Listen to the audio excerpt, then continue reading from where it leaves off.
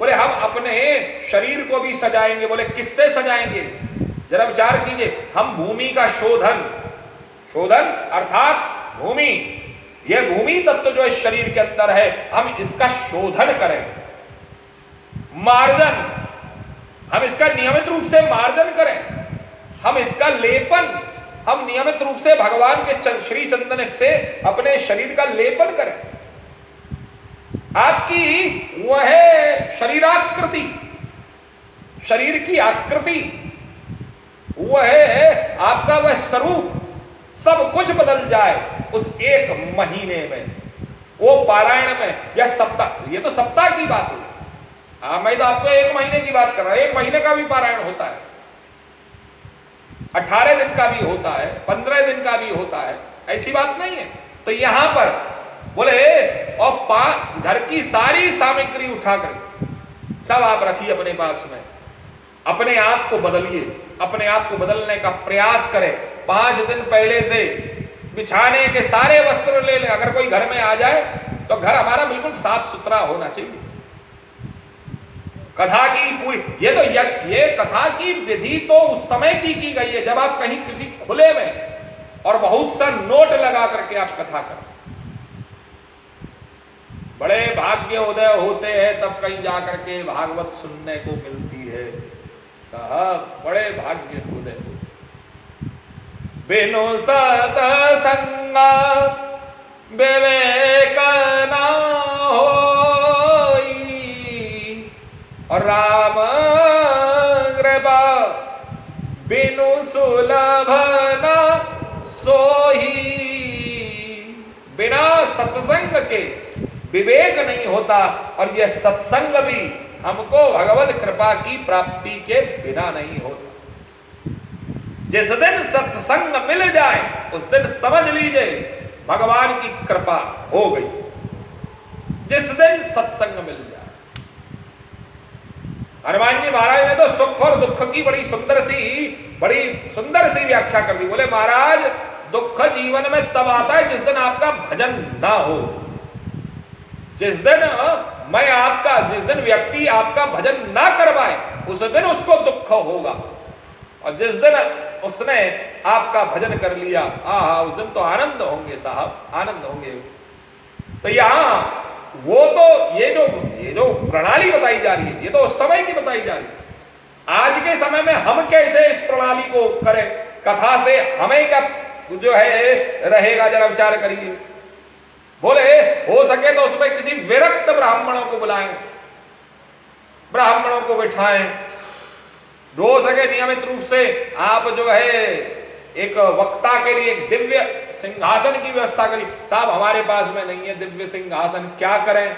और एक और बढ़िया उपाय देता हूं आपको, चलिए एक और उपाय लीजिए। बोले क्या? भगवान कोई वक्ता बना दो, चांदी का सिंहासन लो। चांदी सिंहासन पे आप आम आदमी को तो बैठा नहीं सकते हो, क्योंकि औकात भी साथ नहीं है चांदी के सिंहासन पर बैठाने की। मैं तो अभी सोने की सिंहासन की अभी और बात कर रहा हूं अभी तो मैं सोने के सिंहासन पर आऊंगा। अब चांदी के सिंहासन पर हमारी और आपकी हमारी औकात नहीं है कि हम किसी को बैठा सकें, हमारी हैसियत नहीं है कि हम बैठा सकें। ये तो बड़े बड़े हमारे आचार्य महामंडलेश्वर लोग होते हैं, शंकराचार्य, हमारे शंकराचार्य पद्धति के लोग, आचार्य लोग रहते हैं। यह है जो संन्यस्त परंपरा की, जो हमारे आचार्यों की जो परंपरा है, उन परंपरा के आचार्यों के लिए यह व्यवस्था दी गई, क्योंकि वह साक्षात हमारे आचार्य महामंडलेश्वर, हमारे संत लोग वह साक्षात ईश्वर का स्वरूप होते हैं। गुरु साक्षात में ईश्वर का स्वरूप है, और संत तो साक्षात में नारायण का, भगवान शंकर का साक्षात शंकर है। ये उनके लिए है, और वह बैठ भी सकते हैं। अब हमारी और आपकी तो सामर्थ्य है नहीं कि हम उन्हें बैठा सकें। अब आप कहते महाराज जी हमारी सामर्थ्य नहीं है, हम आपको हम तो आपको लकड़ी की चौक, अरे तो देने की जरूरत ही क्या है? घर में आप, अपने घर में आप भगवान को चांदी का सिंहासन दीजिए। बोले प्रभु बैठो और वक्ता बनो, आप ही बोलो, आप ही सुनो। बोले कैसे? मैं आपको अपने हृदय में धारण करता हूं, और मैं आपको अपने हृदय में धारण करके मैं जो कुछ बोलूं सो सुनो। बड़ा सुंदर भाव, एक बड़ा सुंदर सा भजन है। हे शिव शंकर हे करुणा कर, हे शिव शंकर हे करुणा कर, परमानंद महेश्वर, परमानंद महेश्वर हे शिव शंकर हे करुणा कर, परमानंद महेश्वर, परमानंद महेश्वर। मेरे भीतर तुम गाते हो, जरा विचार करिए कि मेरे भीतर तुम गाते हो और अपने मुख से सुन अपना स्वर, अपने मुख से सुन अपना स्वर। हे शिव शंकर हे करुणा कर, परमानंद महेश्वर कि मेरे भीतर तुम गाते हो, अपने मुख से सुन अपना स्वर, अपने मुख से मेरे भीतर तुम गाते हो, तो अपने मुख से सुन अपना स्वर। हे शिव शंकर हे करुणा कर, परमानंद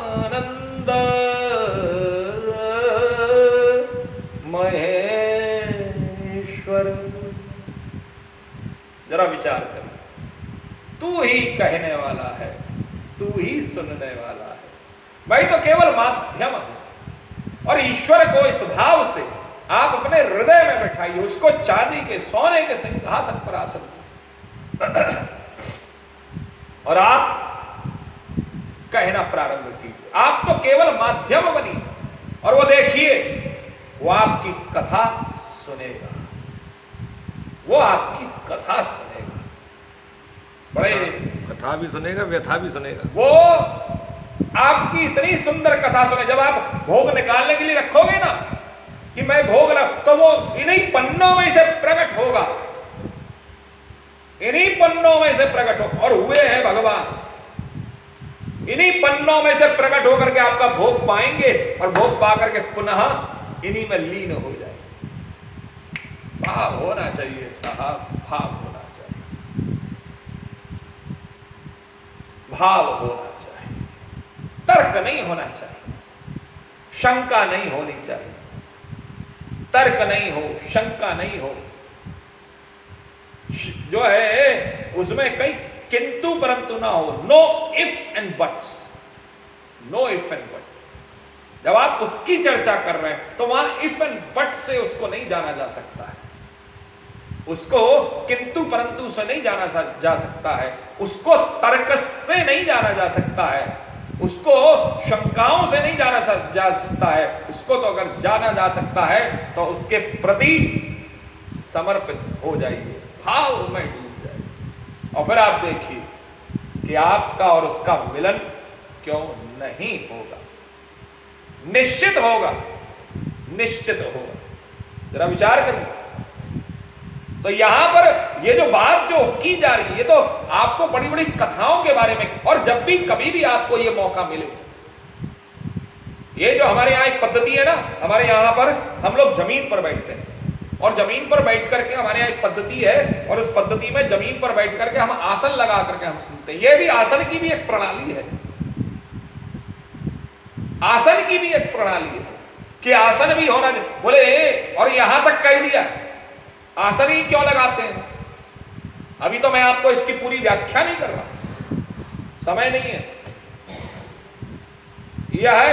अभी अब प्रयास कर रहा हूं कि जो इसमें बातें लिखी हैं उनको आप अपने जीवन में चरितार्थ करें तो शायद आपको कुछ प्राप्ति हो, तो शायद आपको कुछ प्राप्ति हो। यह जो इसमें जब हम लोग आसन लगाते हैं ना तो हमारा मेरुदंड स्थिर होना, रीढ़ की हड्डी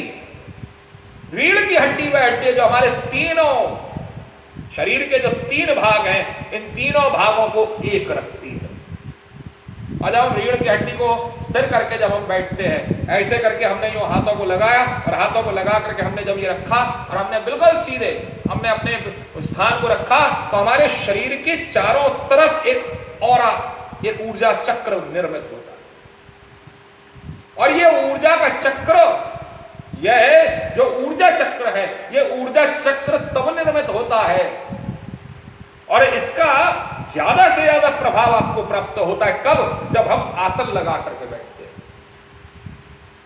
जब हम आसन लगा करके बैठते हैं और आसन लगा करके जब हम बैठते हैं तो हमारा मेरुदंड यहां नीचे मूलाधार चक्र जागृत होता है और मूलाधार चक्र के ऊपर जोर पड़ता है और जब जोर पड़ता है तो वह चक्र धीरे धीरे तो हम अच्छा, ये जब हम जो इस प्रकार हम अधिकतर करके हमने देखा है कि जो वक्ता है, वक्ता का स्थान ऊंचा होता है और श्रोता का स्थान नीचे होता है। तो जब रीढ़ की हड्डी सीधी होगी और इस प्रकार से हम देखेंगे तो हमारा concentration of power, the catching power as well as the catching power, तन्मयता, एकाग्रता और पकड़ने की शक्ति तीनों बढ़ जाती हैं। वहां से ये हमारा यहाँ पर एक फ्लो, एक रसायन का फ्लो होता है। एक रसायन यहाँ से या ये पीछे जो गर्दन की जो हड्डी है ना, ये इधर यहाँ पे एक रसायन, एक केमिकल एक चलता है और उस केमिकल के माध्यम से हम जब ऊपर देख करके हम जब उसको कुछ भी करते हैं तो अधिकतर करके हमको वो चीजें याद रहती हैं। कई बार आप लोगों ने बचपन में देखा होगा, कोई चीज याद नहीं आती थी तो क्या नीचे देखते थे? गलती करने पर नीचे देखते थे। और जब कोई याद नहीं आती तो क्या तू ऐसे ऊपर, बच्चा क्या करता है ऐसे करके यूं खोपड़ी ऊपर नीचे करता, मतलब ऊपर से पावर कैच करके। बोले नहीं, ये स्वाभाविक प्रक्रिया है। इट्स अ नेचुरल, ये नेचुरल है, स्वाभाविक प्रक्रिया।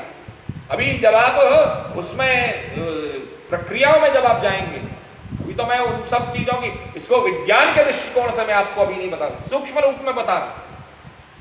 एक एक चीज, एक एक तत्व हमारे शरीर का जरा विचार करिए, कहीं ना कहीं उस चीज से ओतप्रोत है, जुड़ा हुआ है। ये जब हम आसन लगा करके भी जब हम सुन रहे हैं तो हमारा सीधा ध्यान उसमें मग्न हो रहा है। और जब सीधा ध्यान मग्न हो रहा है तो हमें कहीं और इधर उधर कहीं और हमें कुछ और ना सुनने में आ रहा है, ना समझ में आ रहा है, बल्कि हम केवल मेरी श्रोता की और वक्ता की दृष्टि तारतम्य एक हो गया। The teacher and the student, आप लोगों ने देखा होगा क्लासेस में भी टीचर कभी बैठ के नहीं पढ़ाता, नियम नहीं है। और अब तो ये तो परमानेंट कर दिया, अब तो क्लासेस में से चेयर हटा दी टीचर की। क्यों? टीचर खड़ा रह करके पढ़ाता है। बोर्ड की एक निश्चित हाइट रहती है, बोर्ड की एक निश्चित हाइट रहती है, उसके एक मानक तय है। सीबीएसई बोर्ड में जब आप जाएंगे तो उन मानकों के आधार पर बोर्ड की ऊंचाई इतनी होनी चाहिए। क्यों? क्योंकि जिससे कि बच्चे की गर्दन पर जोर ना पड़े और वो सीधा उसे ब्लैक बोर्ड को ऐसे तन करके देखे, और जब देखेगा तो उसकी the percentage of catching power थोड़ी सी बढ़ जाती है। विज्ञान है। और ये चीज हमारे यहां पर आप लोगों ने अक्सर करके देखा होगा कि हमारे यहाँ के गुरुकुल में गुरुजन हमेशा ऊंचे स्थान पर बैठते हैं, शिष्य हमेशा नीचे बैठते हैं। दूसरा एक और भाव है पृथ्वी का गुरुत्वाकर्षण।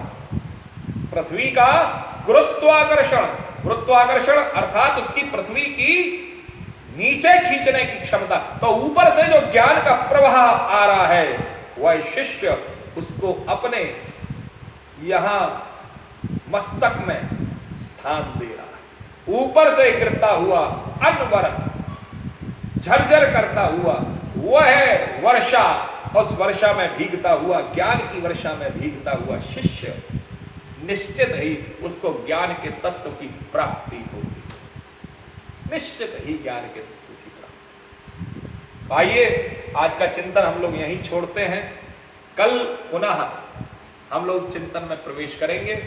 और बड़ा सुंदर भाव कहा गया है, इस समय बड़ा आनंद आ रहा है चिंतन का।